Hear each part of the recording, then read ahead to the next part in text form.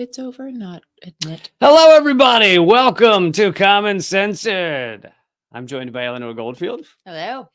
My name's Lee Camp. Thanks for being here. And we are going to get into, it's actually in the mainstream media that Zelensky's inner circle has admitted or admits or admit. It's a group person, so it's a group of people. A group, but it's they, one but they, singular group. So therefore, that but they group admits there is such a thing as a collective noun, so it could be a group. But it's The a media, group. the media admit. Yes, but I think that's bullshit. I don't actually subscribe to that nonsensical. It is the media admits because it's the media. Now that we've lost everyone who was thinking of tuning in, thank you for being here. And but yes, this is in the mainstream media. This is in Time magazine. We're going to cover how Zelensky's inner circle, speaking, I assume, behind his back, are admitting that the war is over. There is nothing that's going to change. So basically, it's just how many people do you want to die, which is what many of us have been saying for a year and a half now. But do you think Zelensky knows and he's just continuing because he enjoys being the puppet of the United States and is afraid that the United States will assassinate him if he stops? We will get to all that. Okay. So I want you to say that exact same thing in about 3 minutes. Okay. I'll try to remember. No, you have to get every word exactly the same.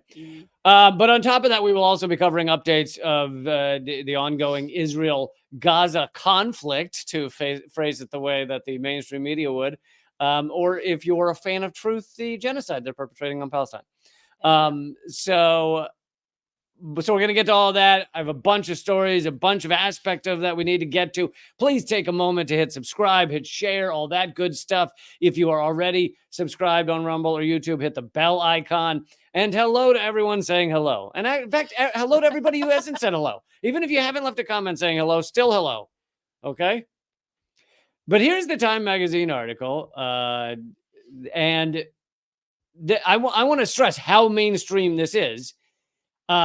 This is not just a rando Time magazine article. This is a cover article about Zelensky written by the guy who also wrote the article when he became Times Man of the Year or was nominated or whatever he was. I think he was Times Man of the Year, wasn't he? So I don't know. Hitler was once. True.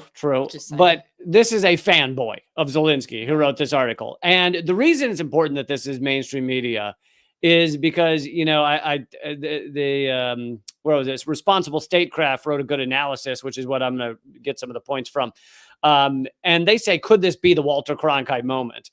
Many of you may remember or may know. I don't remember it. I wasn't alive, but I know. I've seen the clips that the moment that the United States really lost Vietnam, really decided we were leaving, we were out, was when Walter Cronkite, really the face of U.S. propaganda on television, and back then there were 3 channels, so you had to watch him, came home from a fact-finding mission. I think they were a fact-finding report the first time he'd, I think, gone to Vietnam.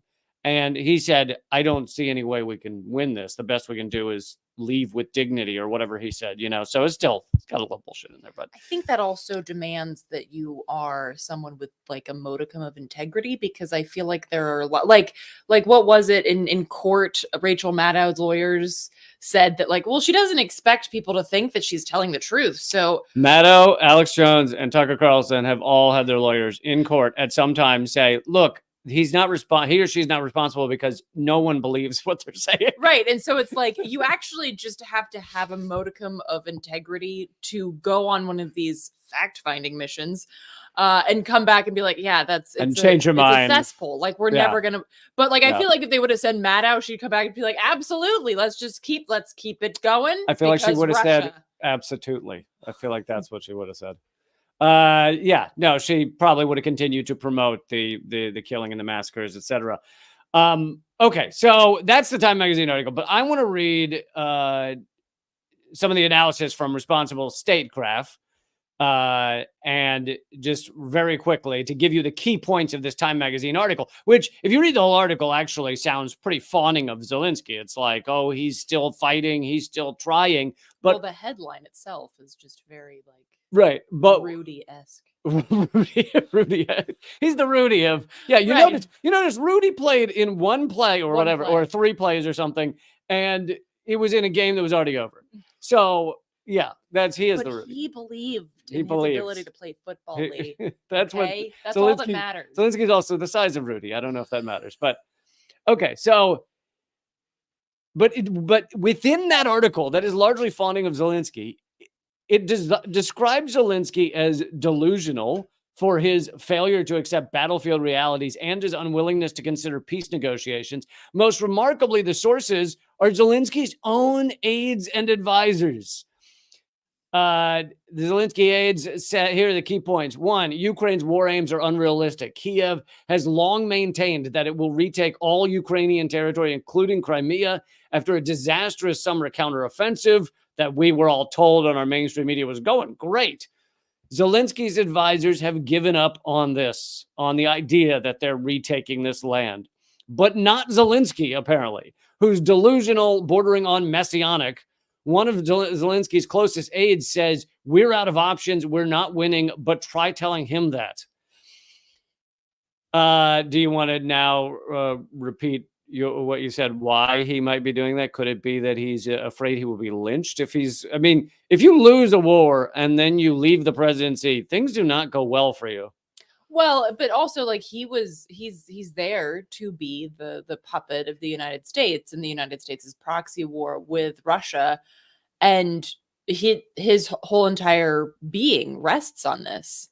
So to give up would be basically to be walking into, Uncle Sam and being like, I couldn't do it, and then seeing what the U.S. government does with you, because they're so benevolent and usually treat people who don't do what they're told in terms of proxy wars. They usually treat them really well. Yeah, when they turn on former allies, the U.S. or the ally turns on the U.S. and so the U.S. is then opposed to them, it generally goes well. Saddam Hussein, Gaddafi, it generally goes great for them when that happens. Both of them doing fine. They both live in Miami. It's probably where they would be had everything gone to plan. I mean, So to continue from just a few more points. Number two, that's sunken within this Time magazine article.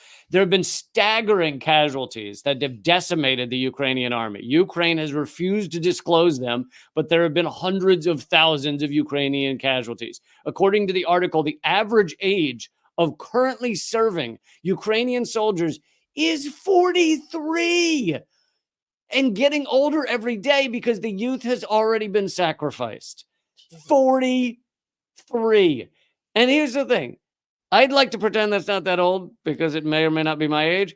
However, it's ancient for soldiers. When a nation sends their cannon fodder in, it's like 18 to 20-year-olds. 43 is ancient, and they've already sacrificed all their young. It's so horrifying. And I just want to say my enthusiasm or excitement right now is not, oh, yay, Ukraine's losing. Oh, yay, people are dying. No. It is excitement at the truth, which you and I and many others have been reporting for a year and a half, finally getting into the mainstream, even getting into Zelensky's inner circle. And potentially, therefore, ending the war so that more people don't have to die. It is interesting because I remember when my mom got her U.S. citizenship, she was like 50 something, I think. And they in order to keep her Swedish citizenship as well, she had to promise that if the U.S. needed her, that she would fight for them. And she was like, if y'all have to come knock on my door, y'all have already lost whatever war it was that you were. She's in her 70s. She's got 2 bad knees. Well, this was when she was in her 50s, but still, it's a 50-year-old pacifist. And her number one skill is gardening. So I think it would be rough. But it's them. So we're looking at not that Ukrainian soldiers are better at gardening than being soldiers, but this is, in terms of soldiers, nobody looks to the 40 and 50-year-olds first, is my point. Right. And it is absolutely disgusting and despicable that there aren't people who are younger, not because they should be cannon fodder, but because they already have been. And this is exactly what, I can't remember who it was who said that the U.S. was willing to fight Russia to the last Ukrainian. This is exactly what is happening here. the fact that Ukrainian youth have basically been shoved into the line of cannons for the sake of U.S. empire is absolutely grotesque. Yeah. And like you said, the reason I'm enthusiastic for this article is I hope that this is breaking through and can finally end this shit show that has been going on for a year and a half. And we all knew it was going to go this way. And sure enough, it's gone this way. Just to continue real quick, point number 3, sunken within the Time magazine article, morale is collapsing. Within the officer ranks, there's growing dissension bordering on mutiny. Some of them are refusing direct orders. Number 4, and final point, corruption is uncontrollable. It has long been taboo in Western media to suggest that Ukraine's government is filled with corruption, yet a top presidential advisor admitted as much once his audio recorder had been shut off. He said, quote, "People are stealing like there's no tomorrow." And this can be the other reason that Zelensky does not want this thing to end, is he and his people have, according to Seymour Hersh and his sources, stolen $400 million. And that was several months ago. Skimmed off the top, $400 million. So much money that the CIA, which is used to a certain amount of skimming going on, actually had a meeting with them where they basically said, it's too much. You're taking too much. Wow, like, the CIA has to tell you that. That's really bad. Yeah. But so, well, and let's not forget that he quote unquote rang the bell at the opening of the New York Stock Exchange via Zoom, basically saying that Ukraine is open for business. So please come. No, he said that. No, I know. Not basically. Well, okay, he said that basically to say, like, right, come all ye corporations. And I mean, we've seen that already just in terms of like the breaking down of unions, you know, the complete falling apart of any kind of semblance of workers' rights and things like that. I mean, and a lot of this you'd expect to see when there's a war raging, but there has been a very concerted effort, a bit like, you know, the shock doctrine that Naomi Klein wrote about in her book, the idea that when there is a disaster like this, it creates a perfect stage for corporations to come in and completely decimate any kind of safety net and any kind of actual you know, socialized form of government. And so that's happening at the same time. And yeah, I mean, Zelensky has made bank off of this. Like, didn't his parents buy like a mansion in Israel or something? Well, I know he has multiple mansions. I once covered, he has multiple very expensive condos in places like Spain and other areas. I thought he like also bought his parents like an $8 million house in, you know, occupied Palestine or some shit. I didn't know that. That very well could be true. But so this, I just as a final concluding point, this is what we said would happen. This is, the U.S. gets, to a certain degree, yes, we didn't get everything that the U.S. government wanted, but a lot of what they wanted from this proxy war. They never cared about Ukrainian civilians, Ukrainian citizens, not for a second. They just viewed them as cannon fodder in this Cold War, although bordering on hot war with Russia. And the goal was to split Russia from the international community. They succeeded with Europe. They did not succeed with China. It was to harm Russia economically, which largely it has not succeeded with. And it has facilitated, this is the you know, collateral damage. It has facilitated the economic rift, the dwindling of the global hegemonic power, the U.S. hegemonic power, because Russia and China and so many other countries have said, holy God, we need to speed up BRICS. We need to speed up creating an economy outside of the U.S. because the U.S. is unhinged. But no one ever thought Ukraine was going to win this unless you were watching CNN and you believed everything they were saying. This was going to end at a peace table, and it should have ended at a peace table a year and a half ago. Well, and here's the other thing is that when people talk about like, oh, you can't sit down at the table with someone like Putin, how do you think that wars end? There's one of two ways that wars end. One, everyone dies on one side. Yep. Two, there's a peace table. Those are literally the only ways that wars end. So if you're saying you can't sit down at the table, you are literally saying, I support the basically killing to the last Ukrainian so that we can say to Russia. It's like, really, that's your stance?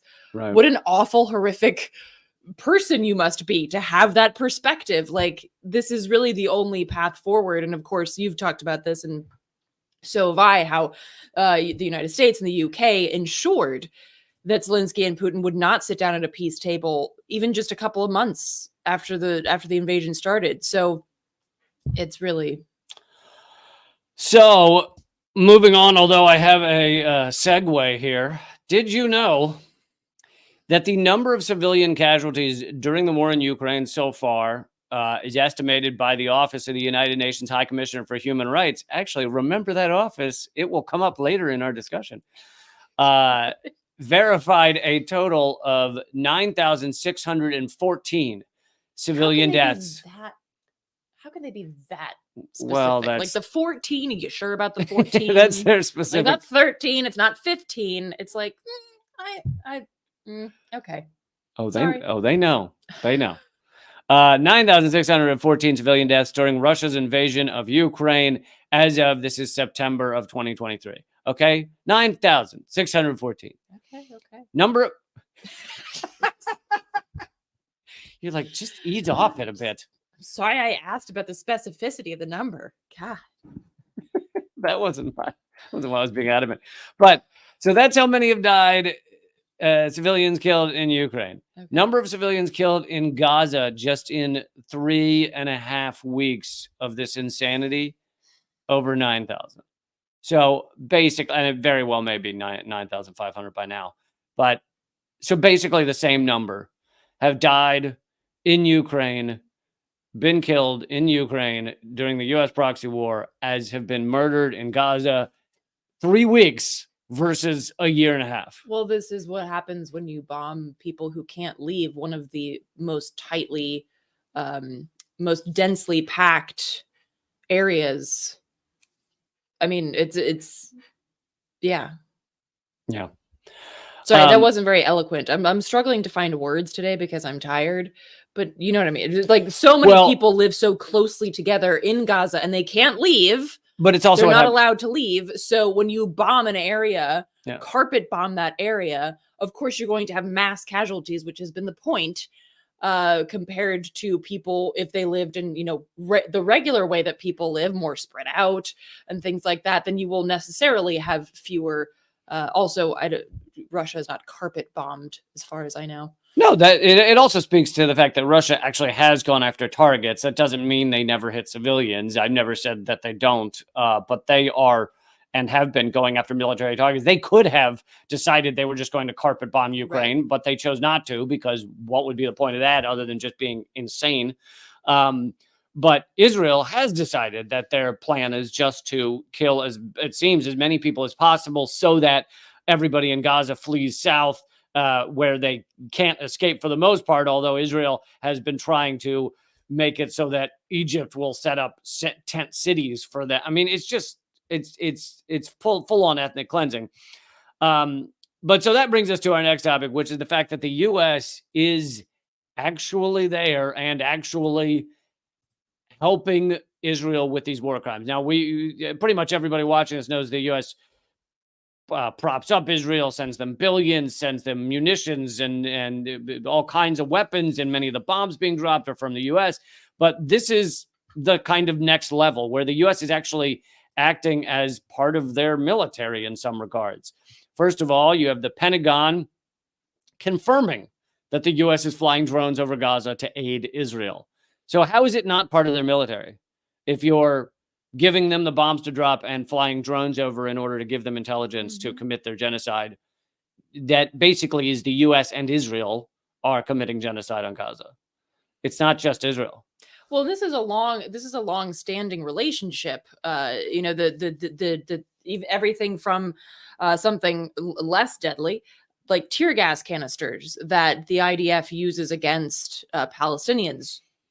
Those are U.S. tear gas canisters. So everything from that to much more heavy artillery. No, that's correct. Artillery. Jesus, wow. You got it. Is has been supplied by the US for a long time. And I think it's important that we talk about this in terms of like the longevity of this context, so that yes, the shit that went down on October 7th has created a space where this is pretty much all we've been talking about. But we shouldn't fool ourselves into thinking that like, oh, shit got really bad just recently. It's like, no, shit has been really bad since 1948. That's right, 1948. Right. Check watch. Right. So basically it's important to have that context about what we're talking about. Keep talking. And the US, not complicity, because complicity makes it sound more passive.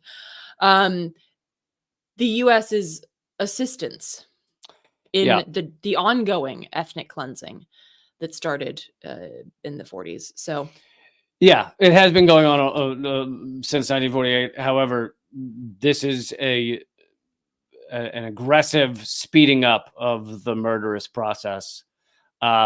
So you have U.S. sending munitions. We know that, billions of dollars worth.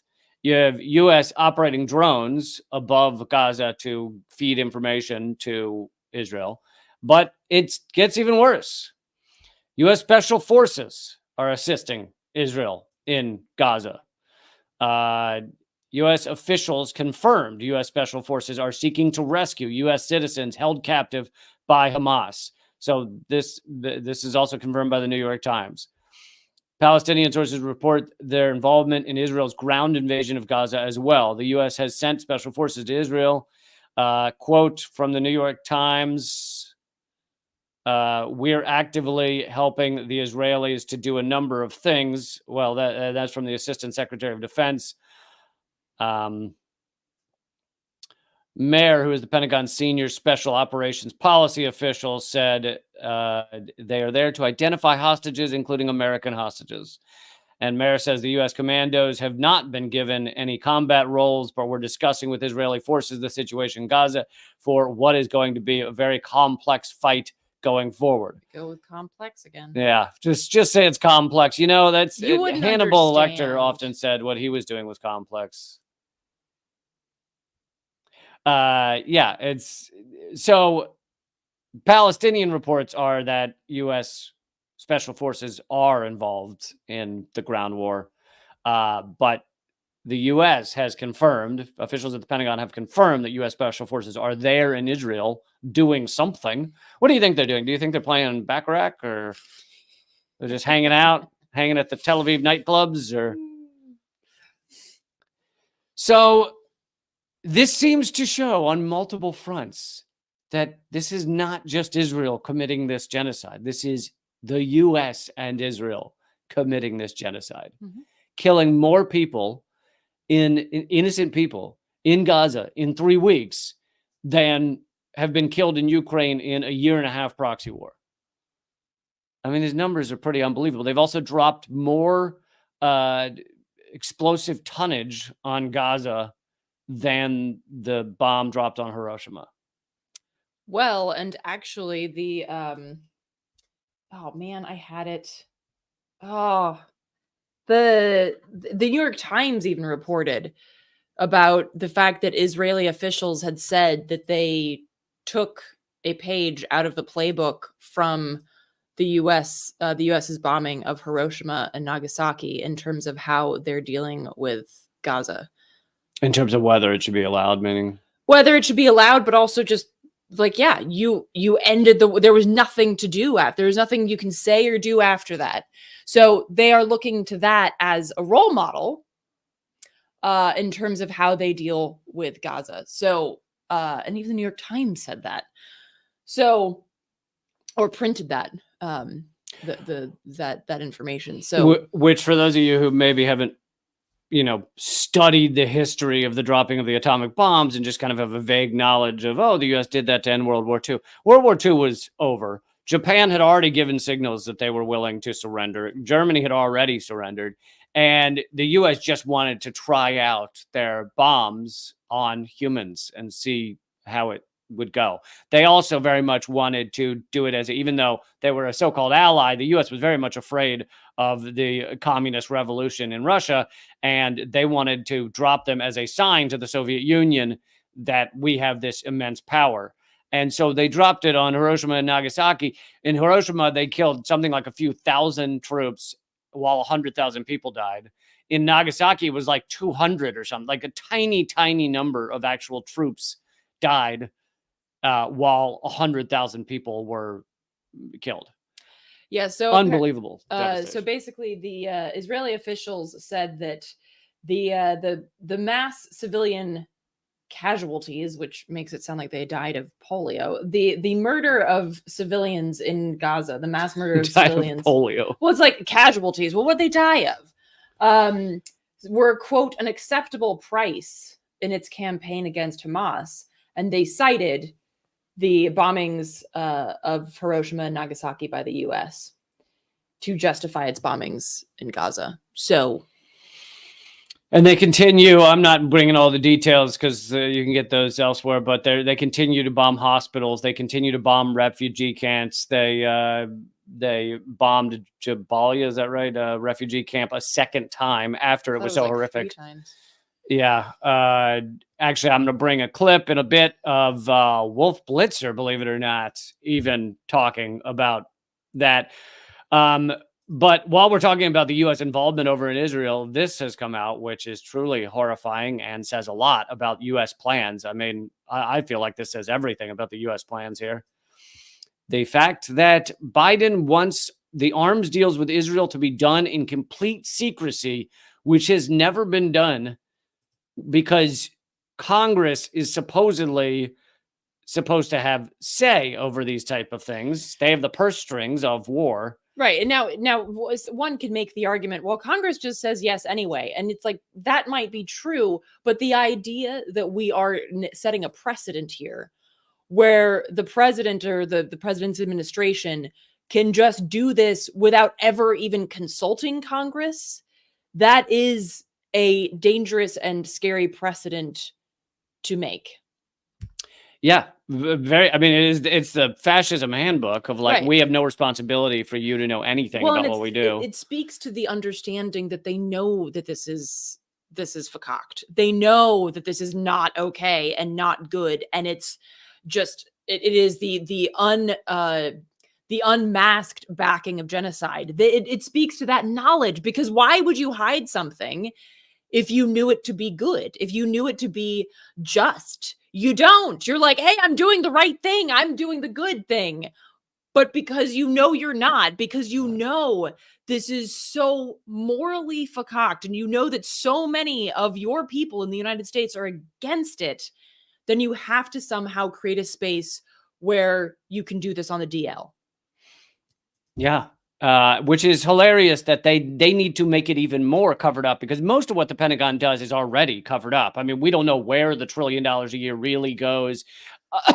During each of their 5 audits, the Pentagon has just come out after a year of auditing themselves and said, we failed. We don't know where the money goes.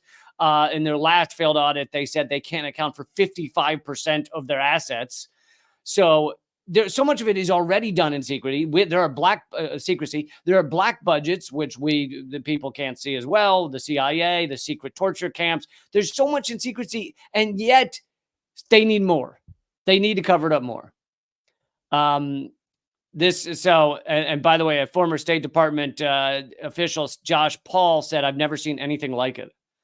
In a highly unusual move, the White House has requested for it to be able to conduct arms deals with Israel in complete secrecy in a time when the U.S. is supporting a military that experts say has been committing war crimes in Gaza and beyond.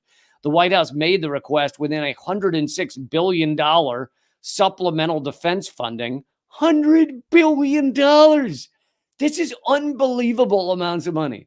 As reported by Women for Weapons Trade Transparency, in these times, the White House is asking for up to $3.5 billion in military funding for Israel. But if all of it becomes secret, you wouldn't even know that. Right. I mean, to me, this is a giant red flag that, like, oh, the U.S. is going to be very involved in this ongoing genocide in Gaza, and they don't want people. What little we do know, they want us to know less. I mean, And this is the Democrats, because these are the good guys, right? These are the ones with transparency that always tell us Right. what's going on in government. And it's because it was Trump, right? That was very secretive, and he cut off press briefings, and so he's the bad guy. And Democrats are all good with transparency, right? Yeah, it was Obama that hit more people with espionage charges than any other collection of presidents before him. So yeah, transparency. But there is some good news, and if I know you, Eleanor, you're going to get excited about this. Blinken, is this it? He ran to Israel. He was just in Israel, and he pushed for humanitarian relief, but they didn't promise him anything. Wait, what? He went to Israel, Okay. and he said, "We need humanitarian pauses." What is that? What does that mean? What is a humanitarian pause? Is that like everybody gets lunch? Like, what does that mean? So what it is so the thing about it. So what happens? So people. It means nothing, and they wouldn't even give him that. They wouldn't even give him the nothing that he was asking for. He asked for humanitarian pauses because here's the thing: is behind closed doors, the U.S. doesn't give a shit about humanitarian pauses. No, they don't care. No, because of course, if you did, then you'd demand a ceasefire. Which I feel like humanitarian pause, like, humanitarian pause feels like it's like you can't say ceasefire because that's too clear cut. So I'm going to say humanitarian pause, which is vague enough to mean nothing, but strong enough so that Democrats can say, I'm a humanitarian. Like, there are people who stay up all night trying to come up with this language. And the Democrats are really, really good at it. They are so good at it. They are so good at the euphemisms for shit. They are excellent. And this is one of those examples, a humanitarian pause. Go suck it. Like, it's just, what the? That doesn't mean anything, but it's a way for them to stand up and be like, I asked for humanitarian pause. And he couldn't even get that. He couldn't even get their bullshit that they made up. Basically, a humanitarian pause, I suppose what it would mean is we're not going to bomb hospitals and like ambulances as they try to, literally they bombed a medical convoy. Well, the Red Cross had told them where they were going to be in the hopes that they would just like not bomb that specific place. And what do? They bomb that specific place. Right. So it almost makes more sense for the Red Cross not to alert them. I know. I agree. But yeah, it's a true horror show, but it also goes to show how little the U.S. is doing, how little they can do. I mean, he can't even get that from Israel. Israel's like, yeah, we don't care. Well, and here's the thing. It's like, if the U.S. really cared, they would have gotten it. They would have gotten it because, as you just showed, Israel owes their existence, you could say, but their perpetuation of this genocide, they owe that to the US. So if the US said jump legit, then Israel would have to say how high. I mean, it's that kind of relationship. But because the US doesn't care and they just want to be able to check a box, like I asked and they said no, but I tried. It's like walking up to a police department and be like, "Hi, excuse me, I was wondering if you could stop murdering Black people for me." Would that just for a pause, just for a weekend, pause. For like a weekend? And then of course the police was like, "No, go F yourself." And it's like, right. It's like you're not. You asked for the least you could possibly do. Just don't kill innocent people for like 2 days, and they're like, "No, we're not promising you that." But so literally, this is good news. I know I was kidding the last time, but I think we are seeing a lot of the narrative just breaking down. I've covered this some before in previous live streams. The narrative's breaking down. There are people that not just a massive protest. I've shown you video in previous live streams of these hundreds of thousands. I'm going to talk more about the one coming up tomorrow in DC. But just massive protests around the world. 66% of the American people want a ceasefire, even though 0 in the Senate vote for it, which includes Bernie Sanders and Rand Paul and any of the others you thought might be the rogue people. They all voted for it and not voted for the ceasefire, voted against the ceasefire. But here's how the narrative is again breaking down. Some of these people are quitting. So this is Tara Reid posted this, and others have been posting as well. But she says it's telling when after 30 years, the UN director of the New York office of the he's the High Commissioner for Human Rights has resigned due to the genocide by Israel of Palestinians as the world watches and the U.S. helps. And I just want to read a little paragraph of this. Sorry, the writing's small, but he says, "Dear High Commissioner, this will be my last official communication to you as the director of the New York Office Human Rights." And then he talks about how horrific it is. And at the bottom paragraph, he says, "This is a textbook case of genocide. The European ethno-nationalist settler colonial project in Palestine has entered into its final phase towards the expediting destruction of the last remnants of indigenous Palestinian life in Palestine. What's more, the governments of the US, the UK, and much of Europe are wholly complicit in this horrific assault. Not only are these governments refusing to meet their treaty obligations to ensure respect for the Geneva Conventions, but they are in fact actively arming the assault, providing economic and intelligence support, and giving political and diplomatic cover for Israel's atrocities." That's from Volker Turk, High Commissioner for Human Rights. And he has Police Wilson, Geneva? Palais Wilson, Geneva. And you don't have to laugh as well. You could just correct and leave it at that. Just leave it at the correction. And he's quitting because I'm sure he obviously raised all these alarms and got nothing back. And the reason he's resigning is because if you stay there, you're basically complicit and signing off on it. Like, the resignation was his only tool left, I'm sure, to make a point as to we are witnessing genocide and we are standing here and acting like it's not. Right. And you see this with military that resigns, like military that resigns. Like I spoke with Matthew Ho, who was a Marine Corps captain and also had worked at the Pentagon, the State Department, and he had a resignation letter where he basically said why he was resigning and that these wars were wrong and et cetera, et cetera, et cetera. And so these resignation letters are oftentimes a way for people not just to share with their higher commands or what have you, their feelings about this, but to also then make that public, to make it public so that people understand there are people inside the system that are leaving because of this, and the system itself is perpetuating this, so that people understand. I think a lot of times, like if you read Obama's book, he was like, he'll be like, well, I didn't want to drop all these bombs, but I kind of had to, because like just the inertia of the system. It's like, that's bullshit, dude. So I think a lot of times people have this perspective that like, oh, it's not actually people that are pushing this. It absolutely is. Mm-hmm. And so these resignation letters also give us that window into places that we think should be standing up to these atrocities. And he actually mentions in the letter other genocides. Oh, sorry, I pulled it down.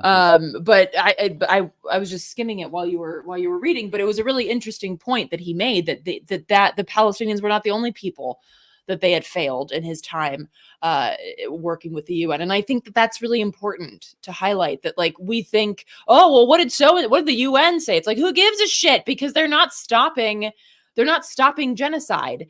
Not even, I mean, obviously they don't have the capacity to go up against the United States military, but it's like, they're not even standing up against it in ways that they can, So No. I think that, I'm glad that people are reposting that. Okay, so right now I'm going to show you some awesome protest arts that was projected onto the buildings in Washington yesterday.